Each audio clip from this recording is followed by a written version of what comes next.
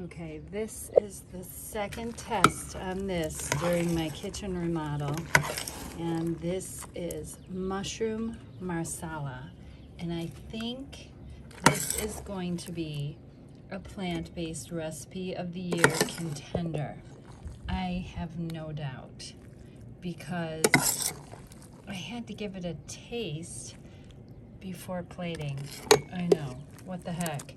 I've got challenges with day fasting that none of you have to face, but I had to taste it, because just the sauce part of it, because I needed to possibly make some adjustments. But oh wow, yum, you guys. When I ran out to the garden, I got some parsley, some fresh chives, some basil. You could use all three, or one, or none, and this will still be a hit. All made in the Instant Pot and the Breville. There's my salad. Jerry's is in the fridge.